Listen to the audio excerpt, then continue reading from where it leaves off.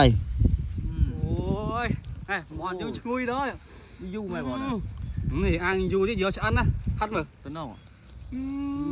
Em này, đã bắp ấy. Hộp. Đấy, kia chứ mình làm thầy mà thầy gặp lư mình. Cặp sạp anh. Là thầy gặp lư quá. Là thầy gặp lư quá. Thầy gặp lư quá ta. Chốt, thầy cho hiệp chào ta muối bị bầy. Wow. Slap, chụp à, slap mới được. Muối bị bầy.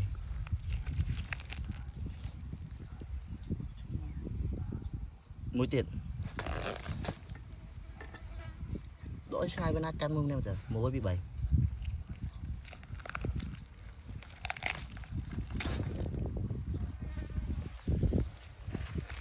Mà nhìn cho luôn chết.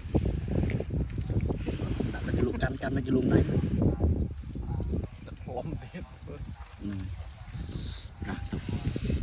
Muối bị bầy. Ôi chết.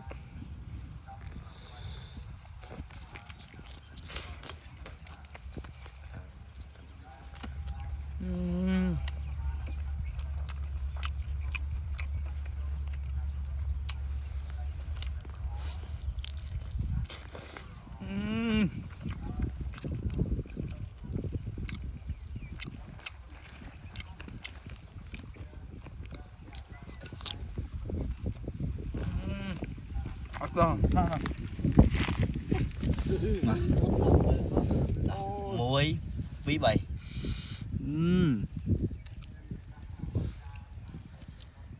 Chôm. Hả?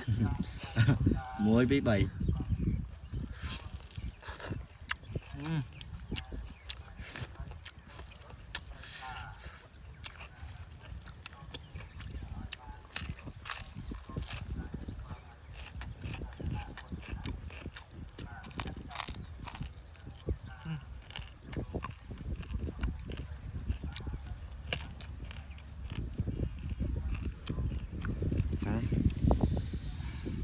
Bao sân mình chơi rồi cái khơi trong camera muốn lên xe bao sân cái muối bầy.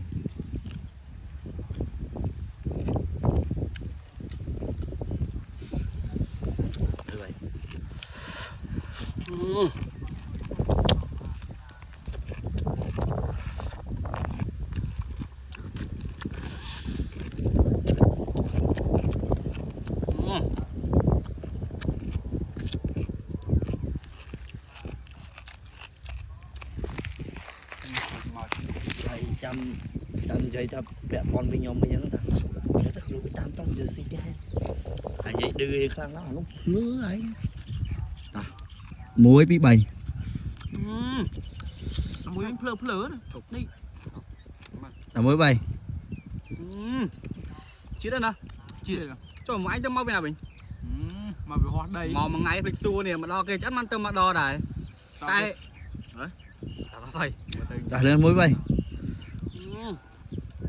Đâu rồi? Tổng của anh mau bên này lên tăng vai tâm khơi màu.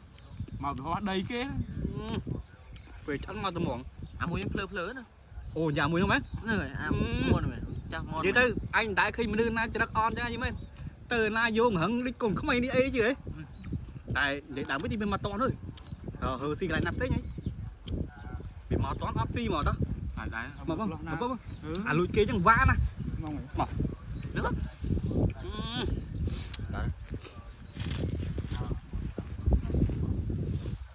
Này, một cành luôn.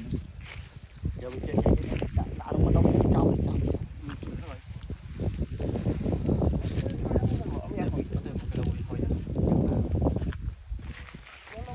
Tục chăn cho nó này mắt lắm.